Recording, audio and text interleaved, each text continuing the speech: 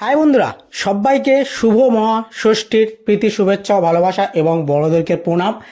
আজকে কিন্তু তোমাদের জন্য একটা খুবই বিগ ব্রেকিং নিউজ নিয়ে চলে এসেছি। সেই নিউজটা হলো ইস্ট বেঙ্গল কিন্তু একটা রাইট উইঙ্গারের দিকে গেছে।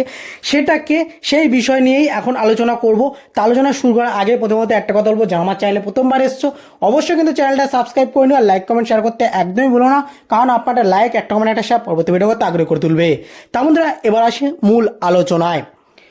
যে আপডেটটা তোমাদেরকে এখন দেব, সেই প্লেয়ারটি কিন্তু জাতীয় দলের রাইট উইঙ্গারের প্লেয়ার, 24 বছর বয়সী প্লেয়ার ইশাক রালতে।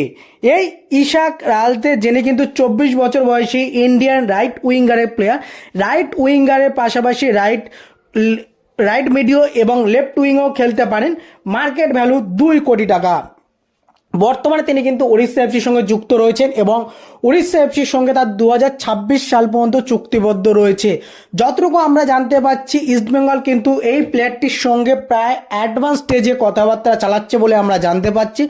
যদি সব কিছু ঠিকঠাক থাকে তাহলে কিন্তু ইশাক রালতে ইস্টবেঙ্গলে আসতে চলেছে, এমনটাই কিন্তু আমরা আভাস পেতে চলেছি। কারণ রাইট উইঙ্গার নিয়ে একটা প্রবলেম ছিল ইস্টবেঙ্গল টিমে।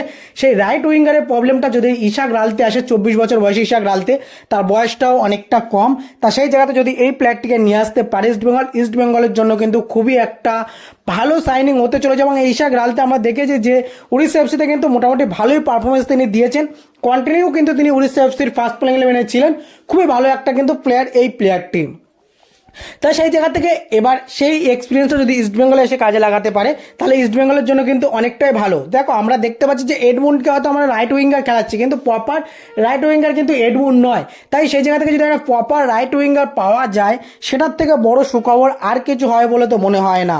তাই সেই জায়গাতে কোচ অস্কার বুসো এবং থংবয় সেংডো দুজনের পরিকল্পনায় কিন্তু এই ইশাক রালতের দিকে ইস্টবেঙ্গল গেছে। কথাবার্তা কিন্তু অনেকটা দূরই এগিয়ে গেছে, কারণ তোমরা সবাই জানো উড়িষ্যা এফসি তারা কিন্তু প্রত্যেকটা প্লেয়ারকে ছেড়ে দিচ্ছে, তাই তাদের কোনো সমস্যা হচ্ছে না উড়িষ্যা এফসি থেকে কোনো প্লেয়ার তুলতে। তাই সেই জায়গা থেকে উড়িষ্যা এফসির প্লেয়ারের দিকেই কিন্তু এবার নজরটা দিল ইস্টবেঙ্গল। সেই জায়গা থেকে ইশাক রালতের নামটা কিন্তু আমরা শুনতে পাচ্ছি।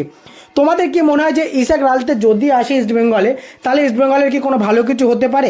তোমাদের কি মতামত তোমরা কিন্তু অবশ্যই কমেন্ট বক্সে জানাতে ভুলো না। আর এই সাইনিংটা যদি হয়ে যায়, কীরকম কি লাগবে বা কতটা ভালো কাজে লাগতে পারে ইস্টবেঙ্গলের, সেটাও কিন্তু অবশ্যই জানিও।